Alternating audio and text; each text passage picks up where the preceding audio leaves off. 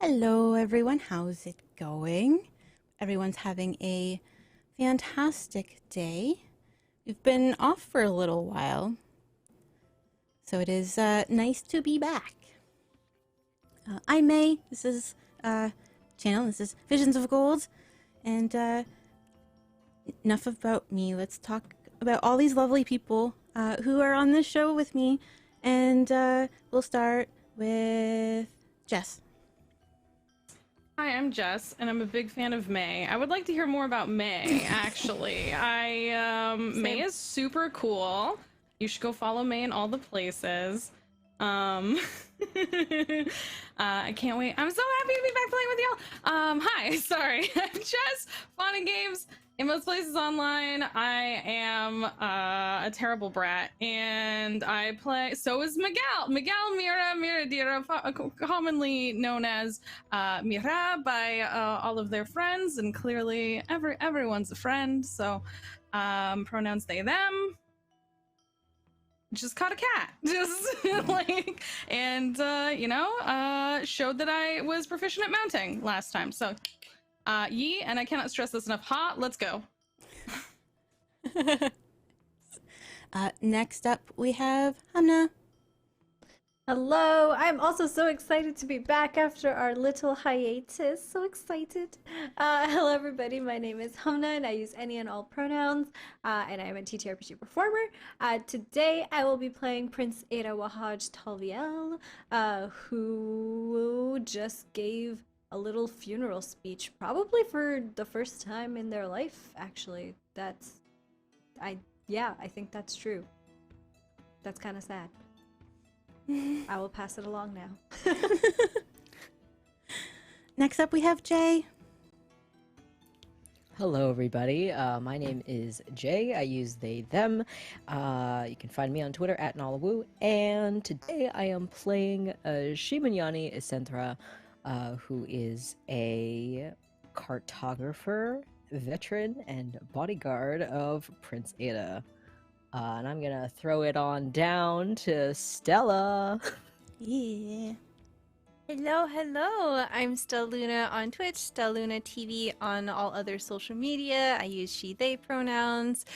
I'm playing as Medea. Medea is a Furbolg artificer, very alchemical in nature, and they have a sack of rice that has a face on it, and I'm very excited to be back. Thank you so much for having me. Yeah, and Evan, he's on vacation, and he'll be back next week. So we're without Kawu today, but you should definitely go follow Evan Maori Nerd. Super wonderful, wholesome bean. Sorry, I'm trying to stop my cat from chewing things. I thought you were itching a really good itch. No. My ragdoll's very There. persistent. She's very stubborn. Okay. Oh, yeah. So, shall we have a recap? Because we've haven't been had an episode for a while. So if you haven't caught up. So last time, the group talked to the task hand in Jigao, learned all about the jobs that are in Bazozan, that there's academics who are not chewing tissue paper.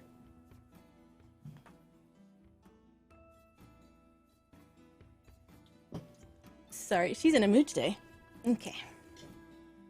There was one time where I was, sorry if this is a little TMI, I was on the toilet and then I was like, where's the toilet paper? And then I had to deal with all that. And then later I just found toilet paper everywhere in the living room. Cats. We love them. Cats are the best, you know? Yep, she's good, but apparently I didn't feed her enough wet food, because that's probably now what she wants. She's here like, mother. She's like, I'm must hungry chew." now. Anyways, so the the group decide to head to Basil. What did you knock over?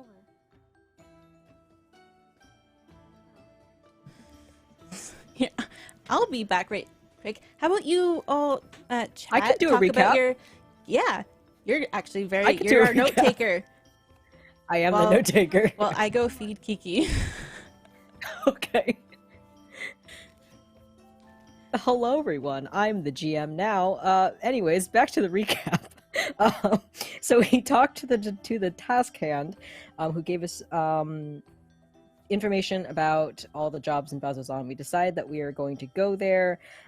We borrow horses from Aurora's Watch, and we have some agreements to like borrow them and give them to the next outpost or whatever.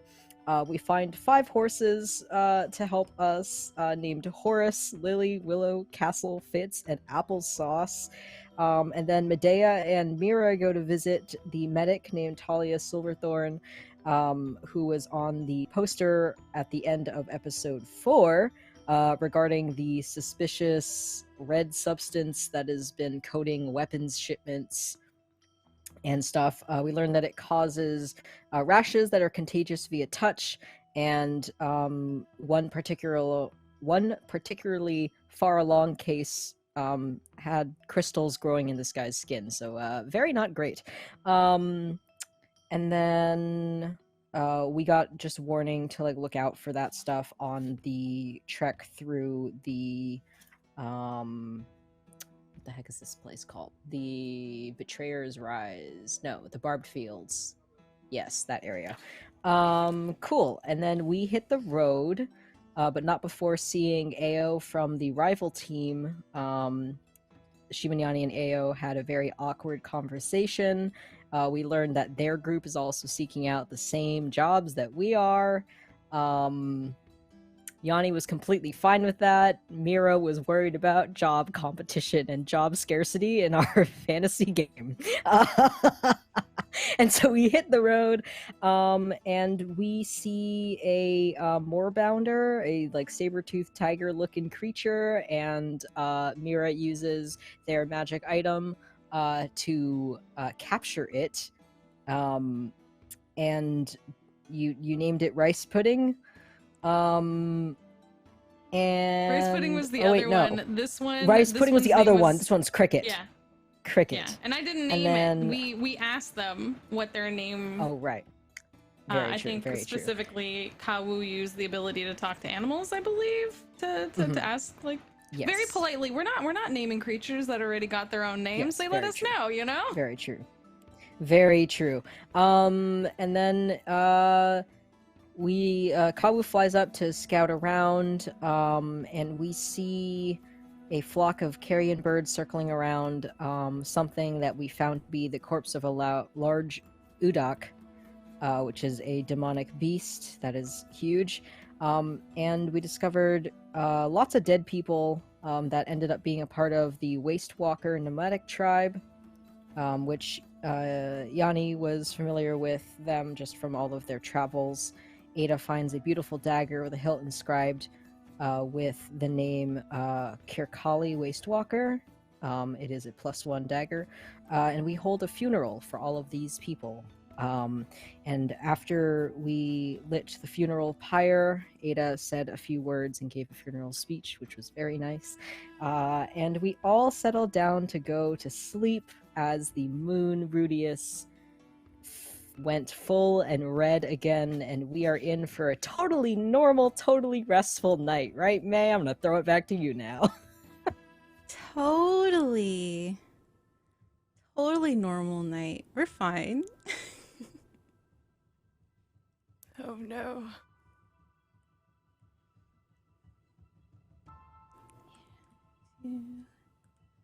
Oh, music changed. Uh-oh.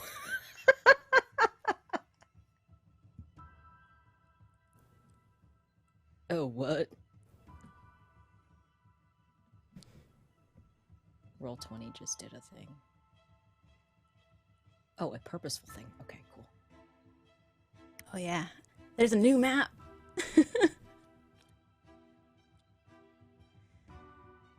So this night is not so restful as the full moon flashes bright red, which kind of illuminates the area around you. And notes.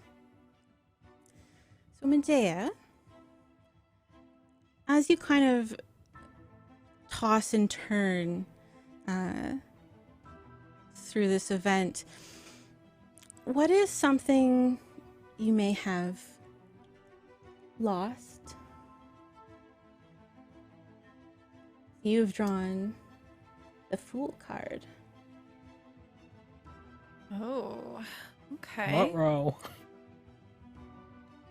I think as Medea is struggling to sleep and find rest here, she is in and out of sleep, and there is a sheen of sweat on her brow and soaking through her clothes, and she's in a state of discomfort, and she keeps having this flickering in and out vision of her life in the Furbolg sanctuary that she came from.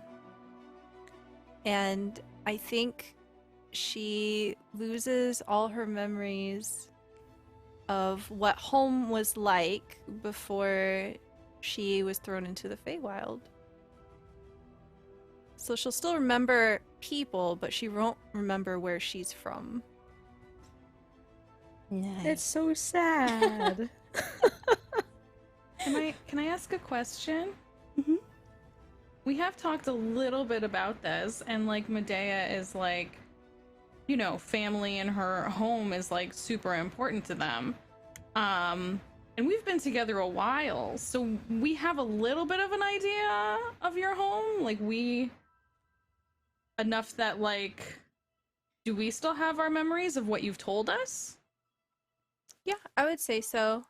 So you would know that Medea has talked very fondly about being from a place hidden in a woodland thicket, and it's essentially protected by druidic magic, and all sorts of people and creatures lived in harmony there, and it was there that she essentially found her found family, and where she was able to find Adora, her daughter, and she was a pretty famous healer among her people. But other than that, I don't think any kind of like identifying location kind of thing.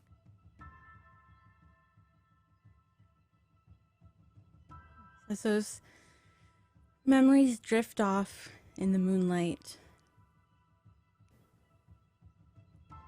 Era, you are also tossing and turning a bit.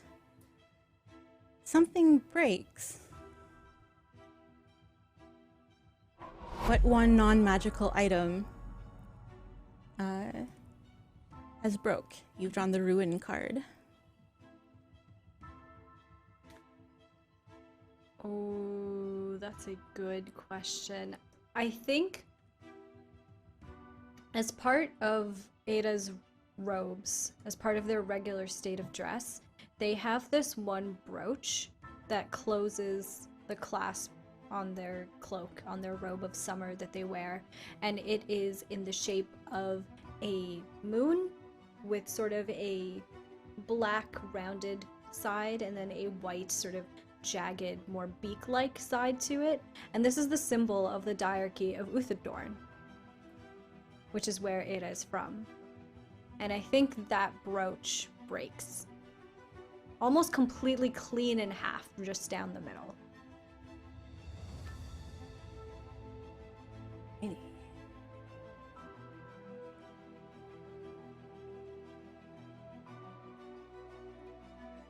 Next, we pan over to Shimiyani, who's probably tossing and turning the most.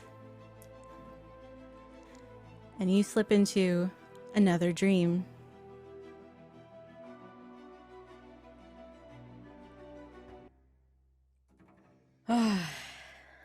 Yep. Another night, another dream. Yanni can hear mourning doves cooing softly Their eyes open, slowly, adjusting to the early morning light. The sky blooms, a lavender sunrise shining over the mist hanging over dewy grass. What's left of last night's fire smolders gently, the ash flitting about in the cool breeze. The moor is silent. The birds.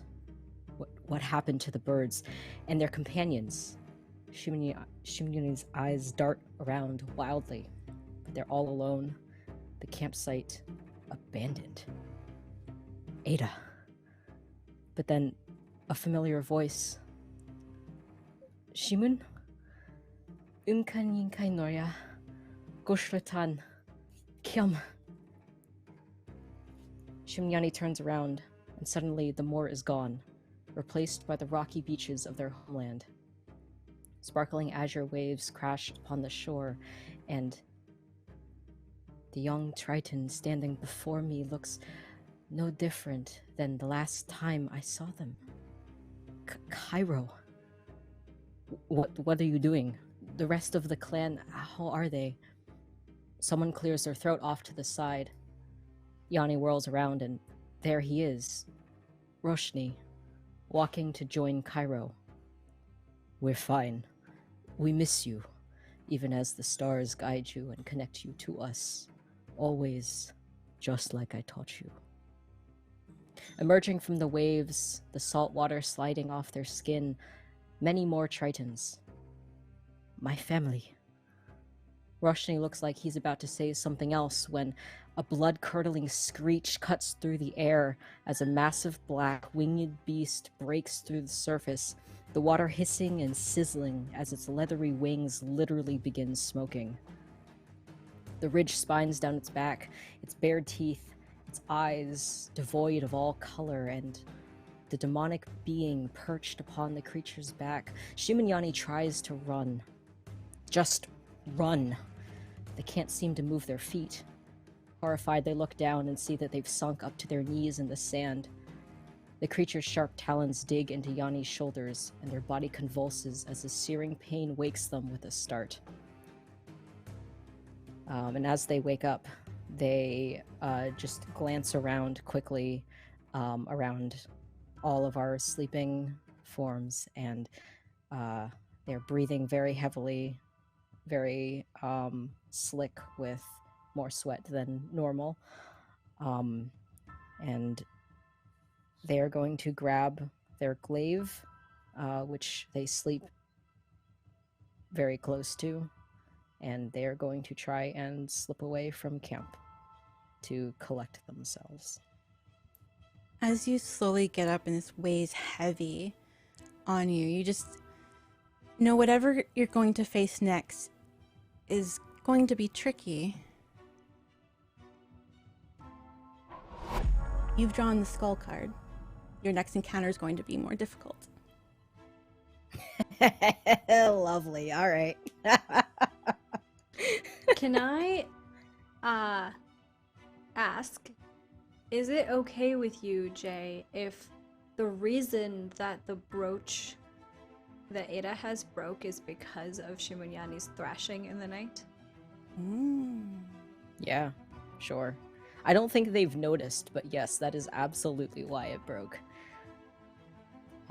And I also think in their sort of mild panic to just get away so that they can calm down, I don't think they are as quiet as they normally are, especially being as big as they are. And so, if you would like to wake up, you can. I don't think Yanni's being as subtle as normal. Since we are all on the road at the moment, I assume we're all like sleeping in tents, right? Like relatively close together. Yeah. Is this loud enough? Is this loud enough for like everyone to hear? Since we're all pretty close to each other, or? Do we share a tent, me and you? I assume so. Yeah, so I think you might definitely wake up. I think just because you're in the same tent as me, I think once Yanni gets out of our tent, I think they're able to be a little more quiet. I mean, like, I can roll for stealth or whatever and match against passive perceptions just to see if everyone else wakes up, because I'm fine with anyone hearing this, because they're not they're not thinking about being quiet right now. Yeah, roll stealth. All right.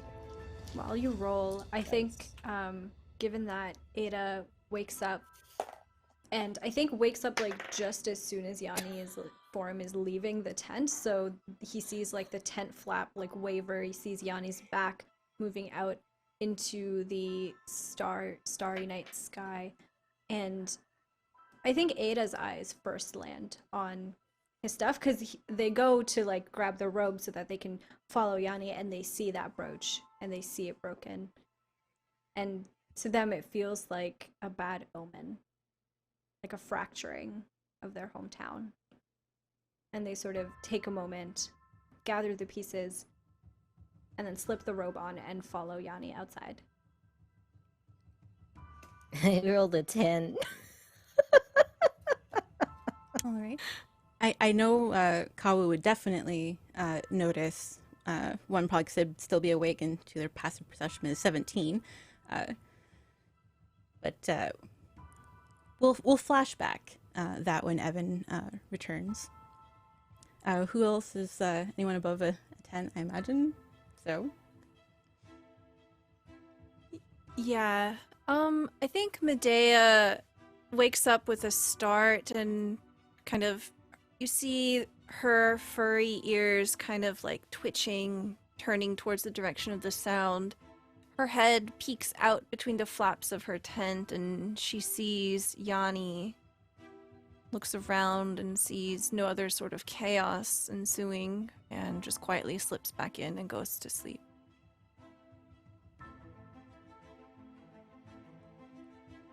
Yeah, my passive perception is also higher than 10. So I think Mira, having lived on like ships, tight-knit quarters with a lot of people, is used to kind of like being awoken but going back to sleep pretty easily as well. I think in fact they might even like pretend to keep snoring, like they probably do a little bit of a, you know, an Aquan snore. There's a little bit of like a bubble noise to it, probably. It's a little bit wet, and you know, but they keep that up, and they do similar to what Medea would, you know, like kind of like turn to observe when it sounds and seems like the steps are far enough away that they're not looking back, only to observe, make sure everyone's good. Might even like leave the flap of the tent open to keep an eye, you know what I mean? But then like kind of be restful and just leave your ears open for it.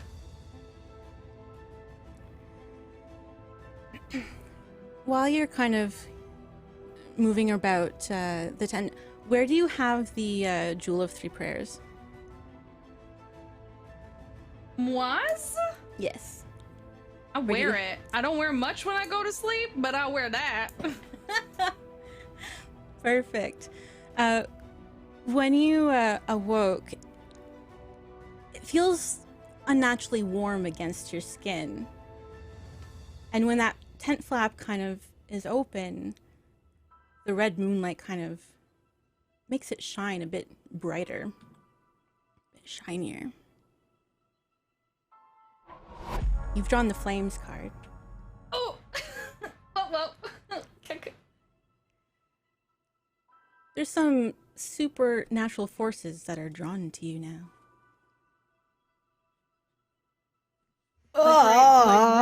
Right now, or just in, I don't know this. It's just in general. In general. Okay, cool, Is this cool, good or cool, bad? cool. I make a mental note to like Kawu's our moon expert, so I'm definitely make a mental note to ask if it's normal for things to get extra shiny in the weird moonlight, like later, because I don't know. So Of course. So as we pan back over, we meet Yanni walking away in the red moonlight.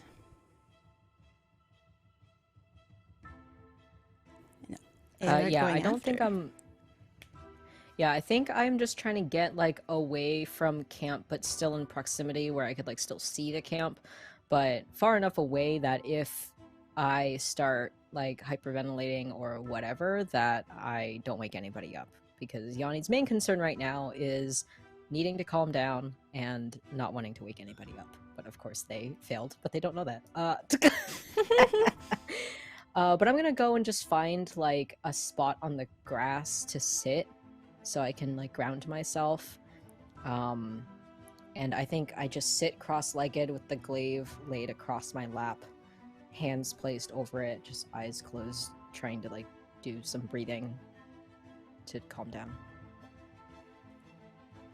Ada follows, their hair kind of askew because they didn't have time to like really do anything. They just like got up and like left the tent immediately, and they're like just now like pulling the robe over themselves as they see Yanni sitting cross-legged, eyes closed, and he like at first was moving like rather quickly just to follow Yanni because it seemed like Yanni was leaving camp. But when they stopped and when they slowed down just outside, I think Ada like stopped for a little bit, gave Yanni a moment before walking over and quietly sitting cross-legged in front of Yanni. And I imagine that you can probably hear and feel sort of like the shift as he approaches. Yanni's eyes open and just stare across at you. Ada, did I wake you? I'm sorry. That's okay. Are you okay? You don't normally wake up like this. Yeah, I will be fine. Just a bad dream. A bad dream. About what? Just nightmares, I think. Things that I saw in the war, I think. It's all very fuzzy. It's hard to remember. But I will be fine. I just need to catch my breath again. You don't talk about the war very much. I didn't realize that it still bothered you like this. Yanni just kind of smiles in the way that you can tell, like behind their eyes there's a lot of pain. And they say, yeah, I think anyone who would have seen the things that those who live through war see, it's not something you can just forget. But I will be fine. Please don't worry about me. You keep saying that you'll be fine. But I am fine.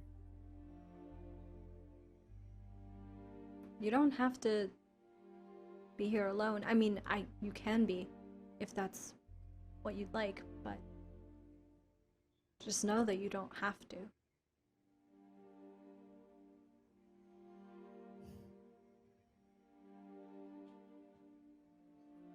Good ignore. Yanni thanks you in their language. And I think it has probably like heard enough of it to recognize those words specifically. Yes. And he places a hand on Yanni's, like, I think like knee as she's sitting. Do you want to be alone, or would you like me to stay?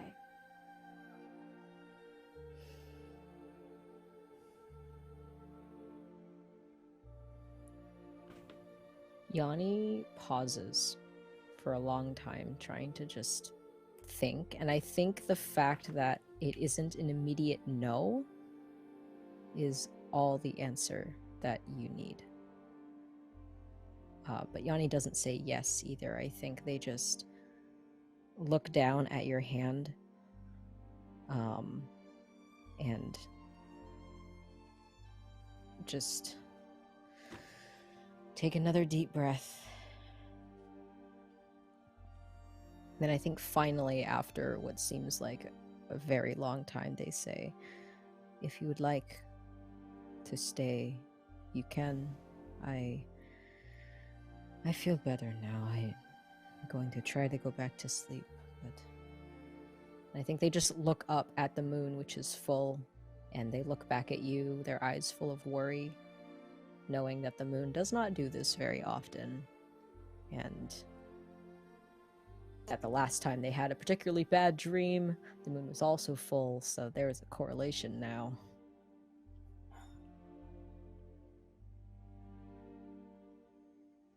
Why don't you try to sleep, and this time I will watch over you.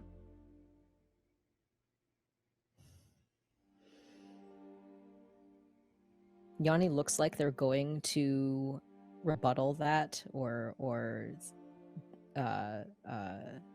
not complain, but like say no. But I think they just sigh, and if that would make you feel better. But Ada, I will be fine. Okay. I know. You're Yanni. I've just never seen you like this before. It's not a good state to be in, I guess. Is all. Here. And I think Ada unclasps their robe and puts it in Yanni's lap. And where it is on your lap, you can feel the area like instantly start to warm into a very, very comfortable temperature.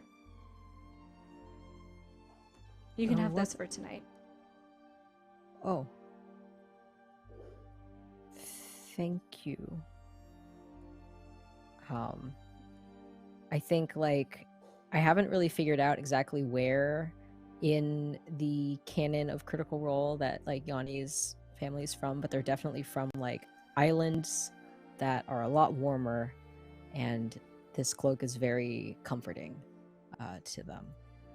And I think they just, like, you can see them, like, instantly calm a little bit, feeling this warm summer heat. And they say, okay, I'm going to stay out a little longer. If you want to stay here, you can. But I am going to breathe, they say, and they close their eyes again and continue their breathing exercises. And they definitely seem to be a lot calmer, but you can see, like, their hands are clenched into fists, and it's sort of like the clenching and unclenching of their hands. And they also are, like, rubbing their forearms just against the wood of their glaive, kind of in a, like, calming, repetitive stim. I think Ada stays for the night. He kind of, like, lays down in front of you, and with just, like, his legs propped up and looking up at the stars occasionally, back at Yanni.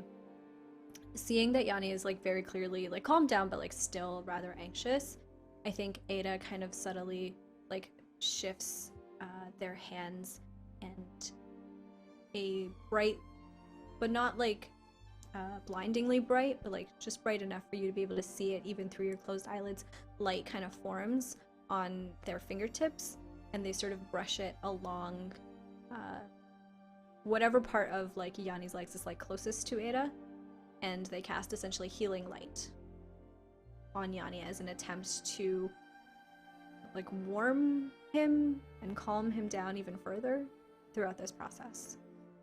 Technically, you would heal hit points through this, but like, You're healing the soul, baby. Yeah.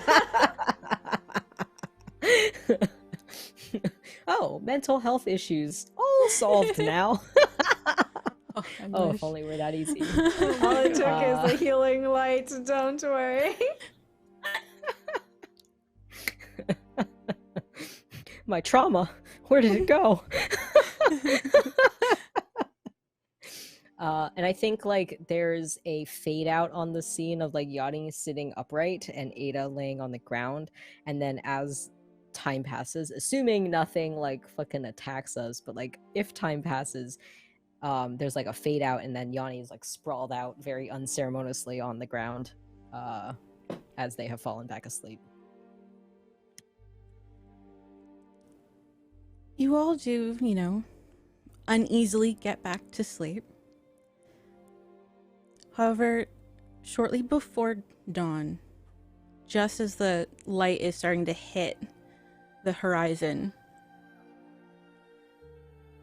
Yanni, you are woken up by one of those heart-wrenching screeches. Lovely.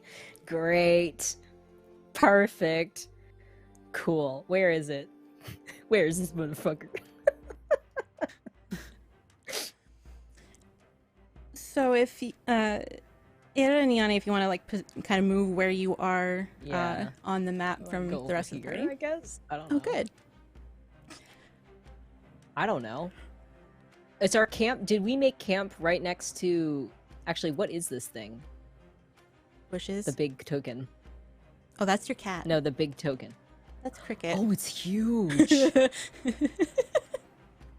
I mean, it has to be large enough to mount. I guess. The size comparison. Yeah, sure. Let's go over here. I was gonna say maybe we went like behind these bushes, but no. We'll just stick over here. Yeah. Cool. All right.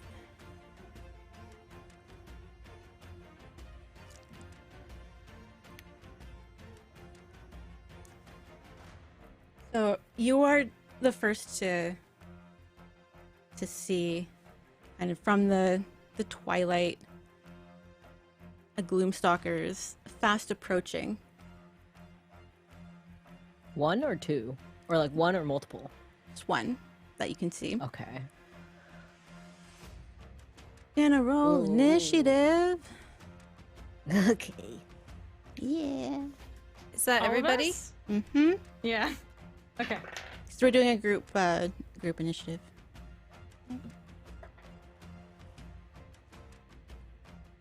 If that is the case, then I am sorry in advance. Hey! Whoa, you rolled really good. I rolled real good. I got +0 to initiative, but I rolled real good for once. I got a 15. Hmm? And I'll just type it in the chat so that all the initiatives are in the chat for you.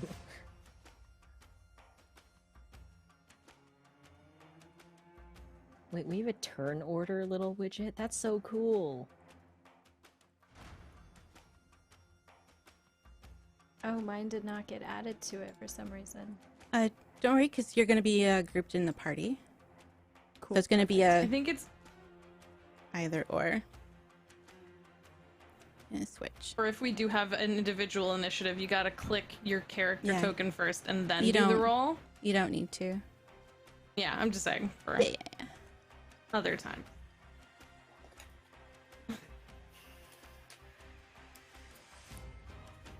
Baby's Combat first hype, fight, let's y'all. go. Yeah.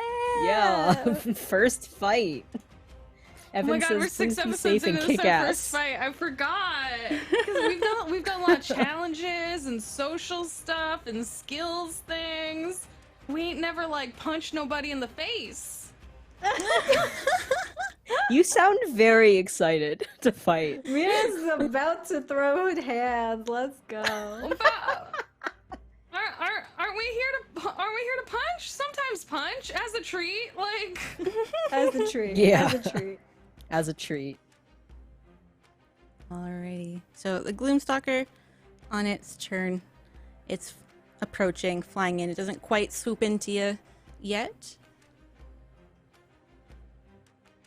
So, what are y'all gonna do? You can decide amongst yourselves who's gonna act first and so forth. Ooh, can I go first? Go for it. I think, like, yeah. Go ahead. I was just gonna say, Yanni just yells, like, because I think talking's a free action. Yanni will yell to make sure that the rest of you guys are awake. And I think they just yell incoming very loud. Okay. Yeah. I and love so it. Then you guys would definitely be awake, yeah.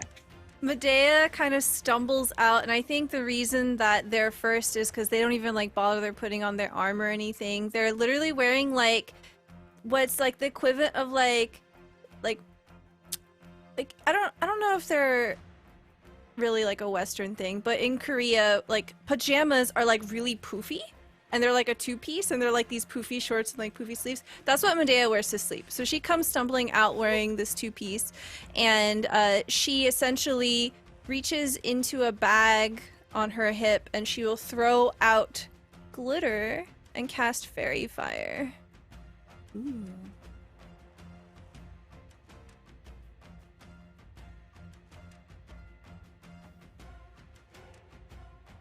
And she'll try to put it in a way where it won't illuminate anyone but the creature.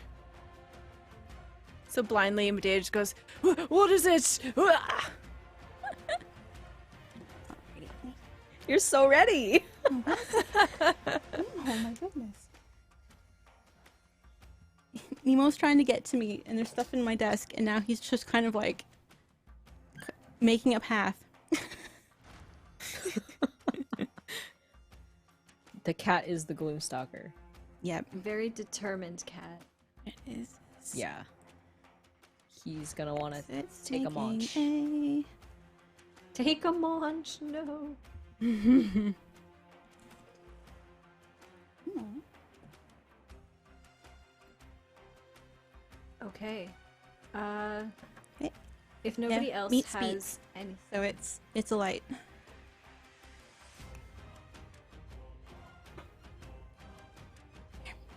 Okay.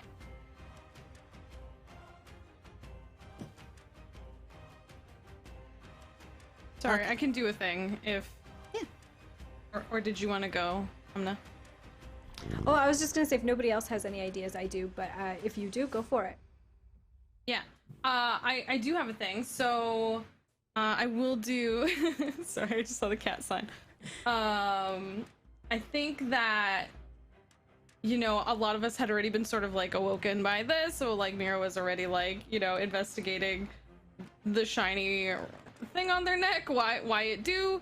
But I did canonically say that they're mostly nude, so I think they do kind of have to stumble out of their tent a little bit, and the only thing they're pulling with them is their really heavy looking like piratey duster thing that they wear that I've said before is actually armored, is like thickly layered inside with like chainmail kind of.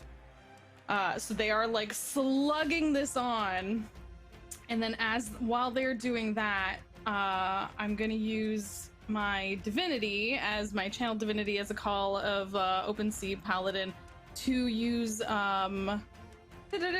Marine Lair, which is going to cast a fog within 20 feet around me and the party who's near me, and it makes us all obscured, a little bit harder to see, and it does move with me. So and it lasts for 10 minutes, spreads around corner, cannot be dispersed unless I choose to end it. So we have attack rolls on creatures that can't see. We have advantage, and their attacks on anyone within my cloud have disadvantage. Nice. So that's as I'm pulling on my jacket and just causing a fog. That's a very stylish entrance to a battle, I might say. I love that. I like to imagine the fog, if this was an animation, is covering your bits as you're holding your thing on. Amazing. Convenient Keeping me fog. Decent. modest adjacent. Like, I'm here for it. Mm.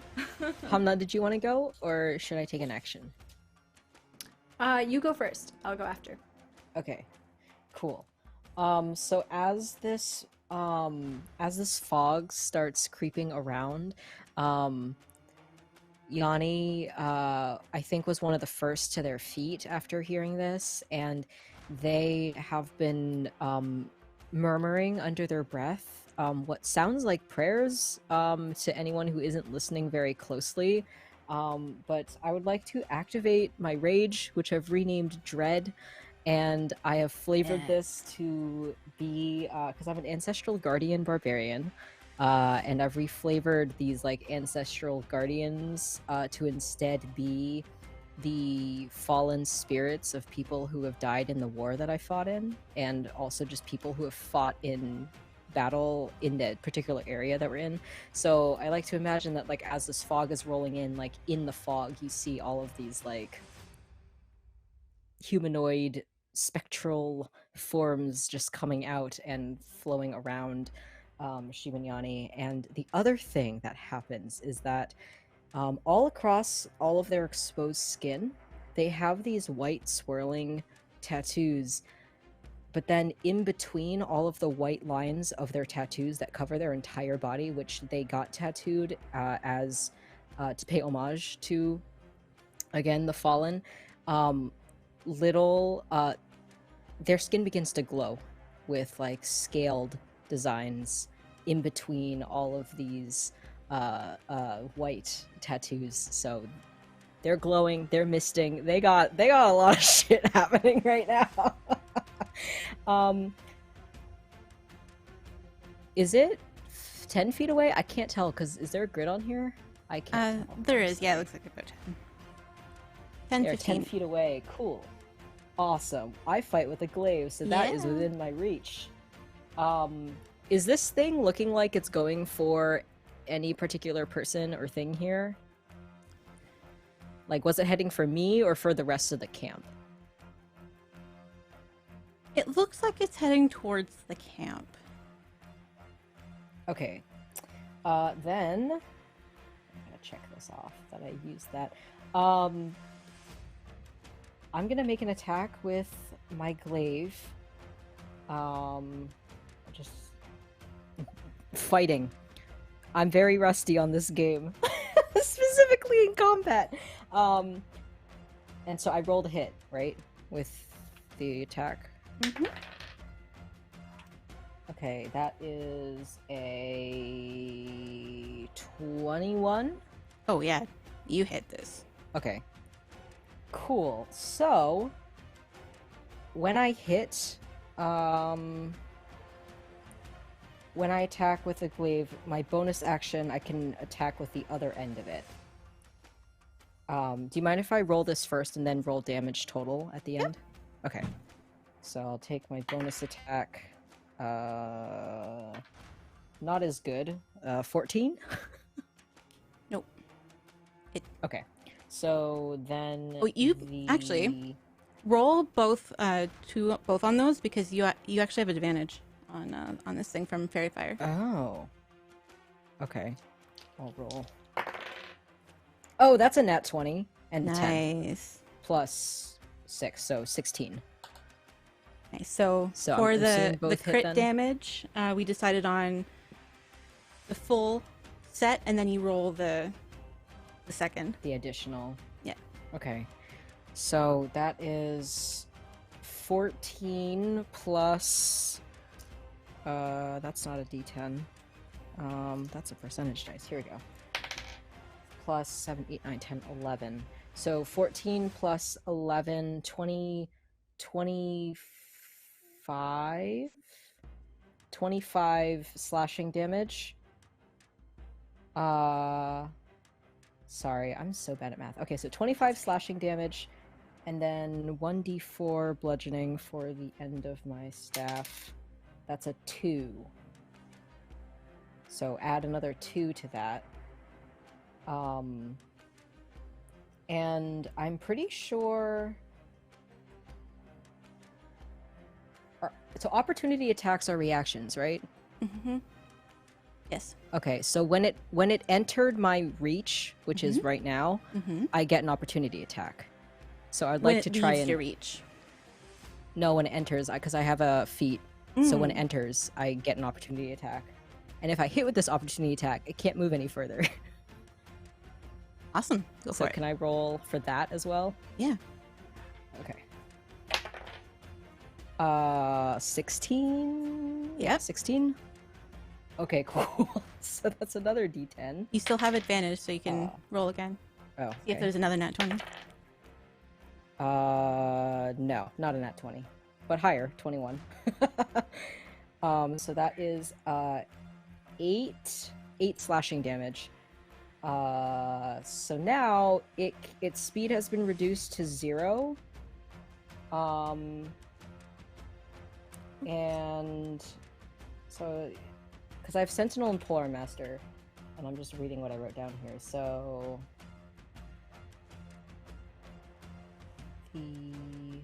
and so if the enemy attacks someone that's not me next round, I can use a reaction to attack them. Basically, they have to attack me now. Okay. And sorry, last thing. I have so many things. My Ancestral Protector thing, the first creature I hit that is targeted by these spirits that I just summoned. And so until the start of my next turn, they get disadvantage on any attack roll not against me. And if they do attack someone else and they hit, the target of their attack has resistance to the damage dealt by this creature. And that is everything. I've highlighted highlighted the stuff on my sheet to remember if we ever fight. But yes, now I'm done. So, Okay, I think that puts it Mhm. to me. So, as soon as the Shimunyani yelled out to everybody to be prepared, and this creature sort of appeared, I think it stood up, but behind Yanni, and took the blindfold that he always has tied to his wrist, and put it on to their eyes and tied it as tight as they can, runes sort of lighting up on the insides that he can see. And they are going to take one of their hands, and a bolt of fire appears in their hand that then streaks out towards this creature, and they are going to cast Firebolt. Yeah. Does a 17 hit? it does. All right. In that case, the creature will take 2 points of fire damage, and if it has anything flammable on it, that becomes ignited. Looks extra smoky. And I think that is my Damn, turn. dude, what you smoking? Alrighty. It was not expecting you to pop up and just slash at it, so it shrieks, and I need everyone to roll a Constitution saving throw.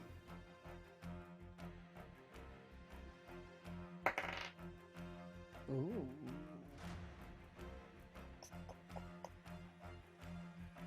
I got a 15. Is that a nat 20 on you, Mira? Nice. My only After all ever those nat ones. 20. Congrats. 12. All right, so all of you, except Medea, you're frightened. So you definitely have a strong urge to run in the other direction. So, Medea or Mira? Medea. Oh. The rest of you saved. And after it shrieks, it's gonna take a bite because it also has reach. Has a long neck. Okay.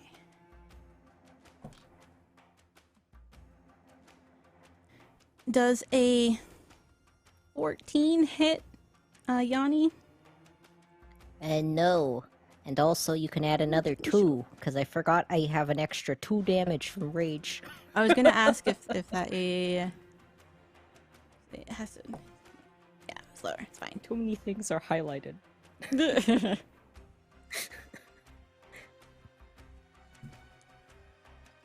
Alrighty. It's now just kind of like swirling around because it can't move away from you. And You were Yours gonna stay turns- right there. yeah. Right. Who wants to do what first? Mira? Yeah, so this creature is really big, right? Like it's considered like a large creature, kind of like the Moorbounder, same size-ish. Yeah. Like large beat. Okay. Mm-hmm. Is that The very I think smoky, wispy Nargul. very It looks like a smoky, bat wispy, large. dragon. They look like bat dragons. Very large bat dragon, Oh. yes. Awesome. Okay, I think Mira from the like where they have created their, and I was checking, so this the fog is gonna come with me. Currently everyone's in range of it, but I think some people are about to lose the advantage of it because I'm gonna move. I like from where Mira threw on their jacket, cast this fog, reaches down, grabs their trident, which like they smack into the ground and it extends, and they will jump onto Cricket and try to as quickly as possible go around. I don't know, I don't have Cricket's sheet, but I mean I have 30 feet of movement, so I assume Cricket can move at least that far to get kind of in the behind the position of the creature. Might have not have made it. Is that okay if I just move? Cricket's sheet should be under player characters. Oh, silly me. I'm sorry. That's my bad. I was in D&D Beyond That's no instead worries, of yeah. Roll20. And Yeah, roll 20. We can add it to your D&D Beyond. Geez Louise. Cricket can jump 40 feet from from stopped. So I'm pretty sure they could make it 30 yeah. feet to the more for the, Oh, to the yeah. other creature. 40-foot Crackers, vertical leap. Cricket. living up to that name, Cricket. So yeah, Mira will jump onto the back of Cricket, let Cricket use their movement to get behind the creature, and then Mira's gonna try and stab it with their trident. Yeah, go for it. Is that cool? With advantage. That's what I'm gonna do. Yeah, let's go. Okay, that a thing I can do from here. Oh no, Stinky, that's the wrong button. Hero points hang too. on. Yeah, we also got hero points. Oh yeah, that was a damage roll is the thing. So that's why that was that. So 23 to hit. It's not even with advantage. But 20. Let me roll one more, I guess. Boop. Yeah. So 23. Oh yeah. Okay. So then, and I'm a high enough level now that I get 2 attacks. But first, when the first hit lands, with Mira's trident, Mira is going to use Divine Smite. So when you hit with a melee attack, you can expend 1 spell slot and add 2d8 extra radiant damage. So light comes out of their trident, and I'm gonna say that it's kind of like a light blue, like the sea. And let's try and do a little more damage there. So that's 10 plus 7, that's 17. And the 7 points is radiant. I don't know if that makes a difference. It sure does. I thought it might maybe, so I thought I should maybe say it. That was 7. Spicy. 7 was the radiant, 10 was the regular hit with the trident, and then I get Okay. one more attack. So, and this will just be a regular attack because I can only do Divine Smite once. Smack. What? He rolls. And advantage. Ooh. Yeah, so 21 to hit. Oh yeah. Oh yeah. Let's roll that. Another 9 points. Okay. Yeah, this thing I always is forget looking real that hurt. Mita is a paladin. Yeah, I know. Mira's And then you're not... like Divine Smite, and I'm like, oh yeah, Mita's a paladin. First actual Yeah. combat in 6 episodes. They just have such roguish energy that I'm like, Mita's not I a know. rogue. They definitely present themselves a certain way, and like, but they are, at the end of the day, they do that too. They're like, oh yeah, like, I You're did rogue make presenting. yeah, you know, they're a rogue presenting, rogue perceived, but you know, Yeah, assigned paladin at birth. assigned paladin at birth, and they remember that they made, you know, no agreement with their goddess, and like, oh yeah, cool. Oh, so I will move here. So just to make it clear, that's where we be. Me and Cricket is me and Cricket are over there. You will note that when you hit it with the radiant damage, it was burned far brighter than it would normally. Okay. So yeah, then Mira would shout at the group like, "It doesn't seem to like light." Like, All right, who's next? I can go. Oh. So Medea begins cowering, and you see her very large tufted ears are kind of drooping and flattening against the sides of her face. The ringing just absolutely piercing from over her sensitive ears, and she begins to shake as she's cowering. She reaches down into the dirt, and as it filters between her fingers, she gathers 3 rocks, and as she's tumbling them between her fingers, they begin to illuminate.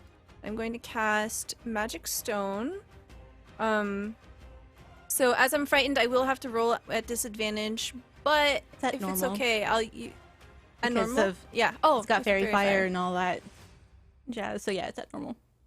Okay, is that normal? So that's a 21 to hit. 24 to hit. And she just essentially just chucks one towards the direction, and it shoots, pew, cutting through the air, and does 9 bludgeoning damage. Ooh. And then she goes, eh, and dips behind her tent. I love her. That is so cute. Them. Hearing Mita's advice about how this creature doesn't seem to like light, Ada goes, huh, okay then, let's try something different. And the flame in their hand, I think, changes, like, shifts color. From before, I think it was sort of like this deep orange color, and it shifts to a more like yellow, but it seems to give off a light that isn't like a natural flame. And they cast Sacred Flame on this creature, so it must Nice. now make a dex save, please.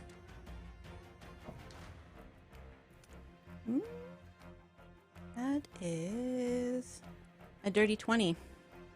Oh, okay, so it does save. Does it do half damage? It does not. This is a cantrip. Mm. So I think the flame,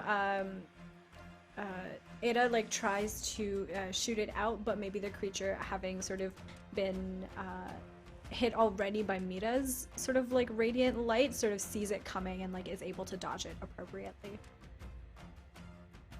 And I think as well, Ada is going to start moving towards Medea, seeing that Medea is like frightened in this moment. So I think he sort of is going to move. I have enough movement to get right by her. Cool. Alrighty. Yeah. Sensing and feeling that Ada, the my lovely ward, is moving away from the thing, I want to do something.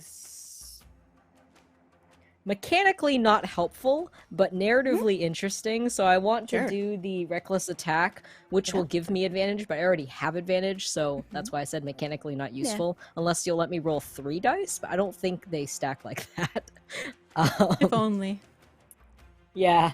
And so this means that attacks against me will have advantage, which I think balances out. So then it's just a normal roll. So I'm going to use my reckless attack now that Ada's not like directly behind me. So Yanni's going to go directly for like its underbelly. Ooh, okay. I think this hits based on previous things. It's a 17 plus 6. Yep. Okay, cool. 1d10 plus 4. So 14 points of slashing damage, because I added the rage roll now. Yes, 14. Oh points yeah. of slashing. This thing just fizzles out of existence, a wispy smoke just as it is done. It had 2 left. So I like to imagine that as Ada runs away, Yanni does like some cool kind of like leap forward and just like in an arc above them as they run underneath it. They just like cut their entire stomach and it